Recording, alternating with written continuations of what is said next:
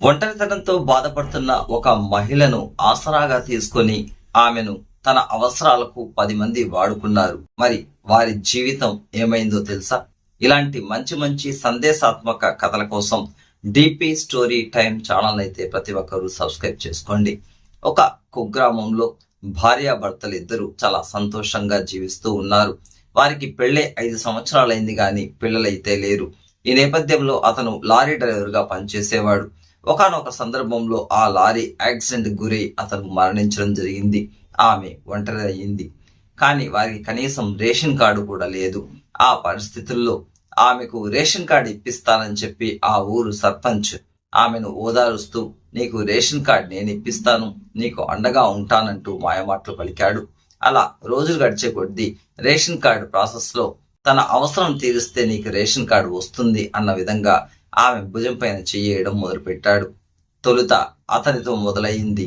అలా రోజు రోజుకి ఎవరో ఒకరు రావడం, ఏదో ఒక అధికారి వంక పెట్టుకొని ఆమె యొక్క ఒంటరితనాన్ని ఆసరాగా తీసుకొని ఆమెను బలిపశువును చేశాడు.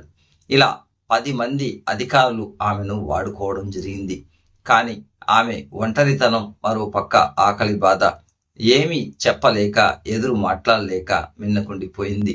ఒకరోజు ఉన్నపలంగా ఆమెకు ఏదో జబ్బొచ్చి హాస్పిటల్కి వెళ్లాల్సి వచ్చింది. ఆమె గవర్నమెంట్ హాస్పిటల్కి వెళ్ళి చూపిస్తే షాకింగ్ న్యూస్, ఆమెకు ఎయిడ్స్ వచ్చింది. ఈ విషయం అక్కడున్న గ్రామం అంతా స్ప్రెడ్ అయింది. ఆమెను గ్రామం నుంచి వెలివేశారు. ఇలా ఆమెకు ఎయిడ్స్ వచ్చింది అని చెప్పడంతోనే తొందరపాటు ఆ 10 మంది అధికారులు కూడా ఉన్నపలంగా ఒకరికి తెలియకుండా ఒకరు పట్టణంలోని హాస్పిటల్స్కి వెళ్ళి, ఒక ప్రైవేట్ హాస్పిటల్స్లో వారి యొక్క రక్తపు నమూనాలను చూపించి వారికి ఏమైనా ఎయిడ్స్ వచ్చిందేమో అని చెప్పి ఎంతో ఆతృతంగా ఎదురు చూస్తారు. అందరికీ ఎయిడ్స్ వచ్చింది. ఆ 10 మందికి ఎయిడ్స్ వచ్చింది. ఇలా ఆ 10 మంది జీవితం నాశనం అయిపోయింది. ఏదైతే ఒక ఒంటరి మహిళ జీవితంతో ఆడుకున్నారో, ఒంటరి మహిళకు ఆసరాగా నిలబడాల్సిన వాళ్ళే వారి అవసరాలకు ఆమెను బలి పశువును చేశారు. ఆఖరికి వారి జీవితం కూడా ఎయిడ్స్ వచ్చి అతలాకుతలం అయిపోయింది.